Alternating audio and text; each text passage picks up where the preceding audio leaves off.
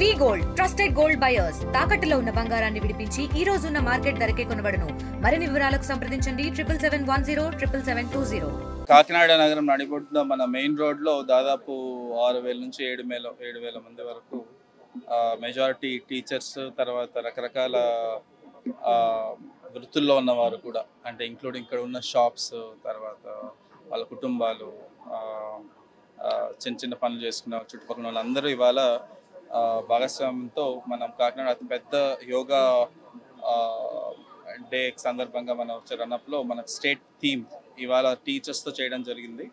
And దీనికి దాదాపు ప్రతి మండలం నుంచి కొంత టీచర్స్ అటెండ్ అవ్వటం, అండ్ చుట్టుపక్కల మండలాల నుంచి చాలా రకరకాల వృత్తుల వైపు నుంచి వాళ్ళు పార్టిసిపేట్ చేయడం జరిగింది. ఇందుకు కంప్లీట్గా హెల్ప్ చేసిన అండ్ కోఆర్డినేట్ చేసిన హానరబుల్ ఎమ్మెల్యే కాకినాడ శ్రీ కొండబాబు గారికి, హానరబుల్ ఎమ్మెల్సీ రాజశేఖర్ గారికి, పద్మశ్రీ గారికి, and entire collectorate team including JC గారు, మున్సిపల్ కమిషనర్ గారు, and my special thanks to police, media and everyone. ఇవాళ స్టేట్ వైడ్ జరుగుతున్న ఈ 1 month ప్రోగ్రాంలో భాగంగా మన కాకినాడకి ఇచ్చిన థీమ్ ఇంత ఘనంగా జరుపుకోవడం very very happy news. And 21st June honourable prime minister గారి ప్రోగ్రామ్ వైజాగ్లో జరుగుతున్న దానికి యాజ్ రన్అప్లో భాగంగా మన జిల్లా నుంచి దాదాపు 8.5 లక్ష మందిని మనం దీంట్లో రిజిస్టర్ చేయటం, వాళ్ళకి రకరకాల స్థాయిలో ట్రైన్ చేయటం, కొందరిని మండల స్థాయిలో, కొందరు జిల్లా స్థాయిలో, కొందరిని విలేజ్ వారీగా ట్రైన్ చేయడం జరుగుతుంది. ఆ రోజు June 21st నాడు అన్ని లెవెల్స్లో వీళ్ళ చేత మనం ఆ రోజు యోగా చేయించడానికి మన ప్రణాళికబద్ధంగా ముందుకెళ్తున్నాం.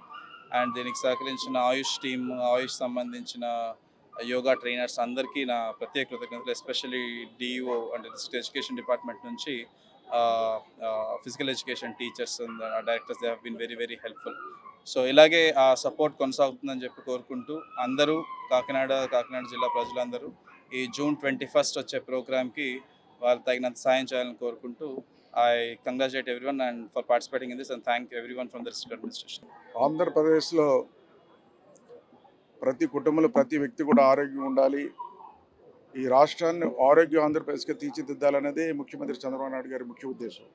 ఇప్పుడే కాదు, గతం నుంచి కూడా, గతంలో ముఖ్యమంత్రి అయినప్పుడు కూడా అదే స్లోగన్ తీసుకొచ్చారు ఆయన. ఈ రాష్ట్రాన్ని ఆరోగ్య ఆంధ్రప్రదేశ్కి తీర్చిదిద్దాలని ఒక ఆలోచనతో పనిచేస్తున్నారు ఆయన. అదే సందర్భంలో చూసుకుంటే రేపు June 21న వరల్డ్ యోగా డే వస్తుంది కాబట్టి ఆ యోగా డే కూడా విశాఖపట్నంలో పెద్ద ఎత్తున చేస్తున్న దానికి ప్రధానమంత్రి గారు కూడా నరేంద్ర మోడీ గారు రాబోతున్నారు. ఆ సందర్భంగా చూసుకున్నట్టయితే మన రాష్ట్రంలో కూడా యోగా కొంతమంది చేస్తున్నారు, కొంతమంది చేయట్లేదు కాబట్టి అందరికీ యోగా చేయించాలన్న ఆలోచనతో అన్ని డిపార్ట్మెంట్లు, కార్మికులు, కర్షకులు, ఇండస్ట్రియలిస్టులు అందరితో కూడా యోగా చేయించడం జరిగిందండి. ఈరోజు కాకినాడలో ఈరోజు పెద్ద ఎత్తున కార్యక్రమం తీసుకోవడం జరిగింది. చాలా బాగా జరిగింది కార్యక్రమం. ఈరోజు నేనేమంటానంటే ఈరోజు చాలామందికి ఒక విషయం చెప్పాలి. ఈరోజు చాలామంది మేము రాజకీయంగా పనిచేస్తున్నాం, అనేక ఒత్తిళ్ళు ఉంటాయి, సరిగ్గా ఆరోగ్యం లేకపోతే 4-5 రోజులు అనారోగ్యం పాలవుతే చాలా ఇష్యూస్ పెండింగ్ అయిపోతాయి. అలాగే ఉద్యోగస్తులు కానీ, కలెక్టర్ గారు కానీ, ఎవరి డిపార్ట్మెంట్ వాళ్ళు ఏదైనా ఆ డిపార్ట్మెంట్లో ఆ వ్యక్తి అనారోగ్యం పాలవుతే 4 రోజులు వెళ్ళకపోతే ఉద్యోగంలో ఆ పనులన్నీ పెండింగ్ ఉండిపోతాయి.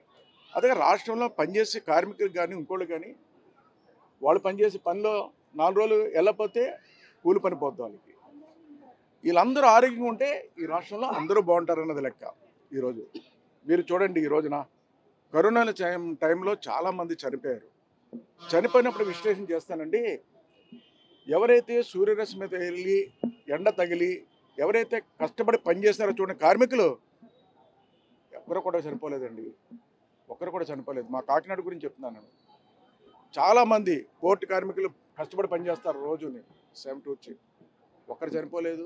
బోట్ల మీద ఫిషింగ్కి వెళ్తారు, చాలామంది ఎండలో కష్టపడతారు, వాళ్ళు కార్మికులు చాలామంది ఉన్నారు, చాలామంది కార్మికులు చనిపోలేదు, అనేక పనులు చేసుకుని చనిపోలేదు. ఎవరో చనిపోలేదంటే ఎటువంటి ఫిజికల్ ఎక్సర్సైజ్ చేయకుండా, ఎటువంటి యోగా చేయకుండా, వాళ్ళు వ్యాపారాలు చేసుకుని బిజీగా ఉంటూ లైఫ్లో సంపాదనే ముఖ్యంగా పనిచేసుకున్న వాళ్ళు చాలామంది గొప్పవాళ్ళు చనిపోయారండి, పెద్దవాళ్ళు చనిపోయారండి, డబ్బున్న వాళ్ళు చనిపోయారండి. కష్టపడి పనిచేసిన వాళ్ళు ఎవరో చనిపోలేదండి. అందుకంటే చెప్తున్నానంటే ఫిజికల్గా ఎక్సర్సైజ్ ఉండాలి, ఆరోగ్యంగా ఉంటారు అందరూ కూడా. అందుకే చెప్తున్నాను, ఈ రోజున ఈ సమాజంలో ఎవరైనా సరే చాలామంది ఏమంటారంటే డబ్బున్నవాడు చాలా గొప్పోడు అంటారండి. డబ్బున్నవాడు గొప్పోడు కదండి, ఎవరైతే ఆరోగ్యంగా ఉన్నాడో వాడే గొప్పోడని ఈ సందర్భంగా తెలియజేస్తాను.